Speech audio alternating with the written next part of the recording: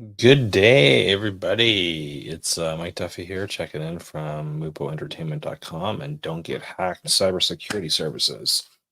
So, best way to get to contact us is truly through the phone number because we got a 24/7 call center. So, no matter where you are, no matter what time of day you call us at 403-471-8082, receptionist is always answering. That number works on both cellular, SMS texting, iMessage, and WhatsApp. So, really easy to get in contact with us, really easy to ask questions and get quotes. You got some tech support, you want some cybersecurity help, you got some website support, you got tech issues, PC or Mac does not matter. We deal with all devices and yeah, so today was Tuesday. It's Tuesday, right? Tuesday, yeah. January 2nd, 2024. And we had a busy day of on-site service calls. So if the lighting looks weird, I'm blaming my wife. She stole my lights. So I had two lights in my office. So if my lighting's off a little bit, it's because my wife has now stolen my lights for her live streams. And those are this, and we're gonna try packing those for Dubai. So I still gotta figure out the logistics of packing all my studio equipment. Anyway, um, today rundown on service calls completed on Tuesday. I think they were all completed successfully. I had one of my new trainees with me, and today was hands-on for him. So I let him try to fix everything himself with limited input from myself. True leader, always make testing somebody else's abilities, right? Because at the end of the day, if they can't fix it, I got to fix it myself.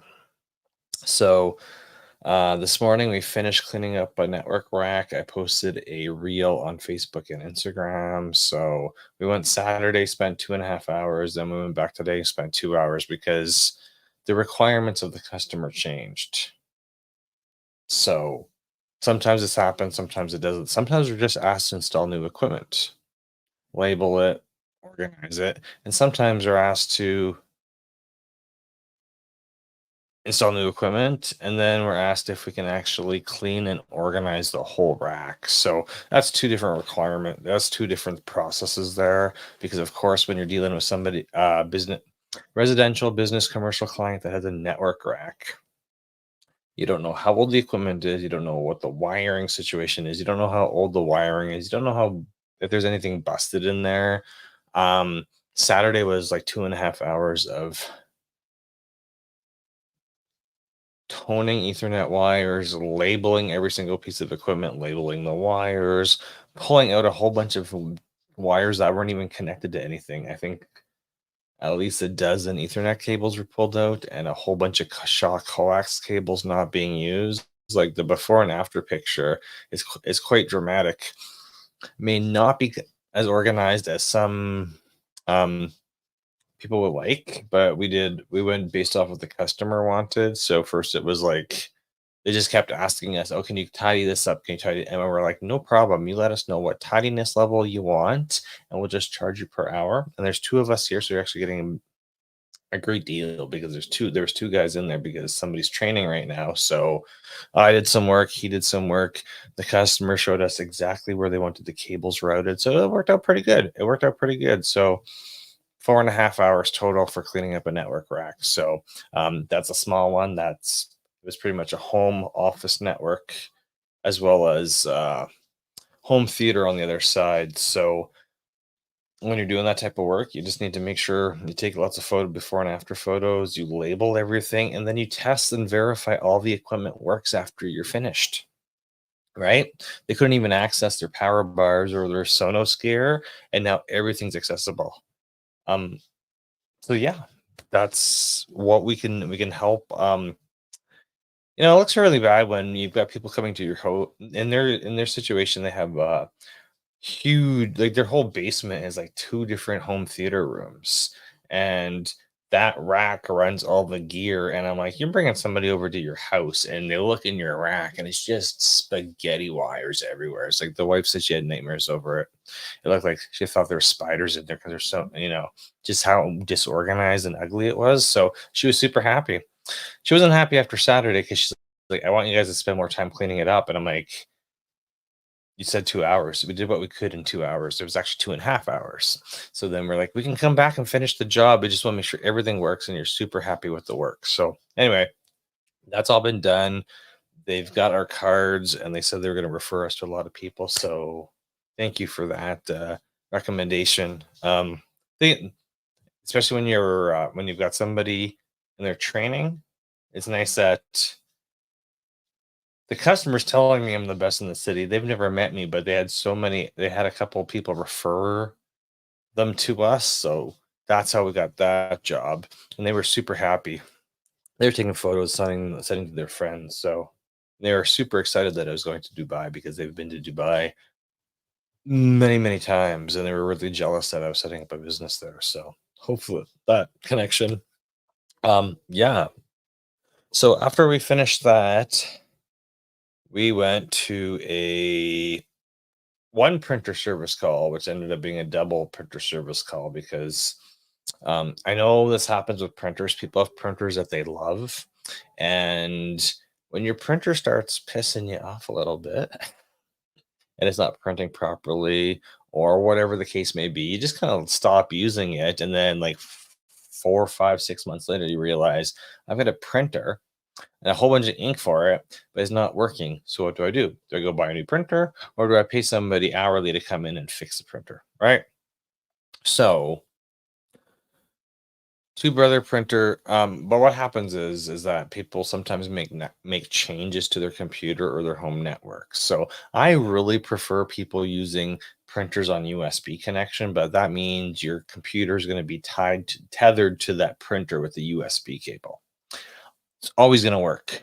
Nothing's going to stop that thing from working unless your ink dries out or you've not been doing the maintenance on the printer, right? USB connection always works. Whereas if you're on Ethernet hardwired to your network or Wi-Fi, changing things out in your network can stop that printer from working. So that's what it was, pretty much. Printer no longer accessible. First printer was printing what we call wavy lines. So the printer was out of alignment. Plus, the printer needed its ink. The only problem with using an inkjet printer, no matter if it's cartridges or ink tank, you still got to do the maintenance. You still got to clean the printer head. So no matter if it's a Brother, a Canon, Epson, HP, whatever it is, there's gonna be maintenance in the menu. There's gonna be maintenance steps in the menu. So if your ink cartridges aren't working, you probably have to clean them out. Hopefully you can run the maintenance steps in the menu on the printer, and hopefully that fixes the print heads. Worst case scenario, we got to take that stuff apart and clean it out with rubbing alcohol and just clean out the whole printer, especially if you've been using it for a couple of years and you've never cleaned it out. It's going to get to a point where that thing doesn't print anymore and you need to clean it out or go buy a new printer. In this case, we were able to run the cleaning, the maintenance steps, got all the colors in the black working, but then we noticed that the printer wasn't aligned. So if you were printing anything with grids or lines or anything like that, like the lines weren't straight. So we did eventually figure out how to do that on this particular brother printer. Then the customer was happy. They're like, can you fix your other printer? Issue with the other printer, it lost its network connection. Super old printer, still works. We got it solved. Went to the third job of the day where somebody's just moved to a Windows 11 laptop and everything really works. However, the customer needs to be possibly future lessons. I go to see her once every 4 months, give or take. They do run a business, but there's not that much computer work in that business. And it's mostly just email and navigating websites.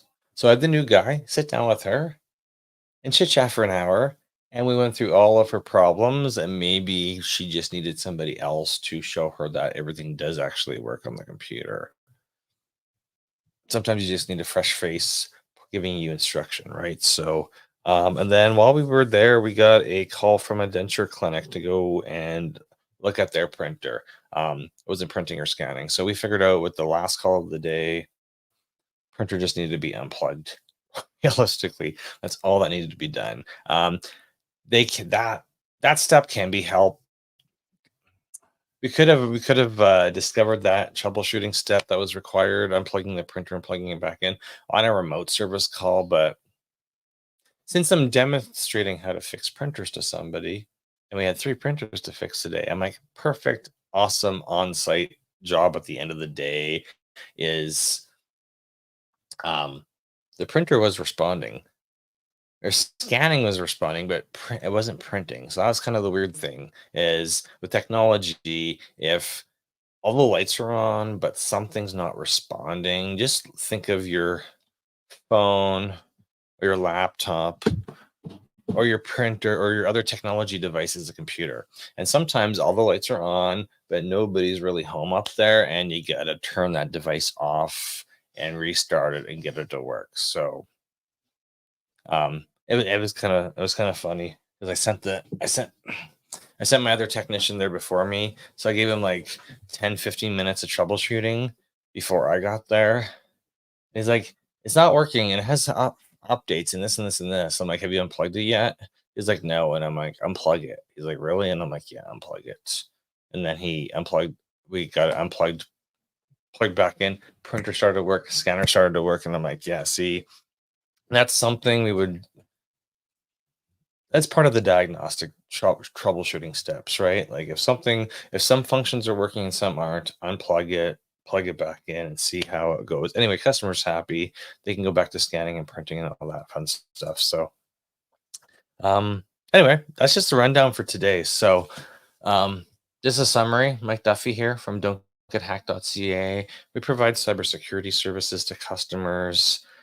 What does that mean? Computer monitoring, cloud server monitoring, building backup plan, implementing backup strategies for you, creating your disaster recovery plan. So, if we document, at the end of the day, we want to be able, want your business processes written out, mapped out for all your employees, all your data sources documented. Make sure we got three backups in place in case of flood, fire, theft, user error, hackers. We can put your business back together in 24, 48, 72 hours, whatever time frame you need your business back together in. We got to strategize and find out how do we get to the path of putting your business back together in a realistic time frame after disaster happens. But we need to know there's a lot of things to plan for, right? So at the end of the day, data documentation, workflow process documentation, just so there's no,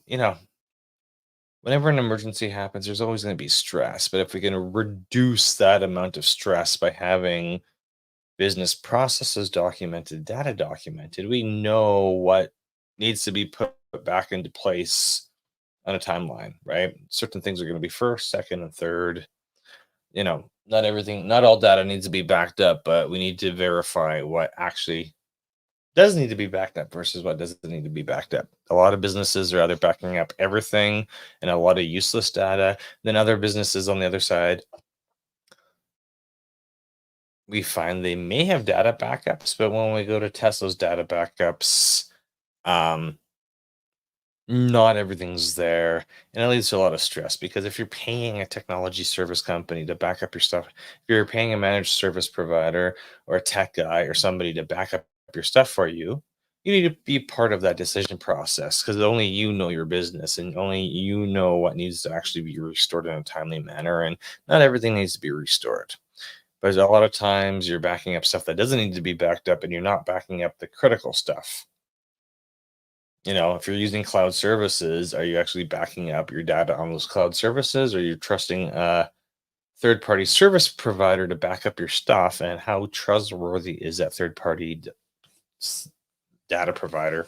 I run into it all the time. Websites go down, CRM systems go down, all this stuff goes down. Now, at the end of the day, if that's the only place you've got your data stored, then you're kind of out of luck. And we need to help you piece all that stuff back together. So my phone number is down below, 403-471-8082. Again, Phones answer 24/7. You can text us at that. You can go into WhatsApp and send us messages based on that. And we're just going to walk you through our onboarding process. So sometimes you only have a couple data questions, simple technology questions. We'll answer that. And then we're going to put you through our process. We got a bunch of forms to fill out. So with our help, you're going to discover what important system, how what you need to document, pretty much what you need to document. Every business is different. Some people are 1 person, 2 person, 5 person, 10 person. Some businesses are really spread out over the globe. So we've got a bunch of online forms for you to fill out when we're onboarding you. And then we step you through how we're going to back up your stuff and restore everything in case of a flood, fire, theft, emergency like that. Right. So anyway, lots of ums tonight. I'm just tired because I've been on site all day. Anyway, I got to go back to video editing. So have a good night, and I will check in with you on Wednesday, January 3rd. Have a good one. Peace.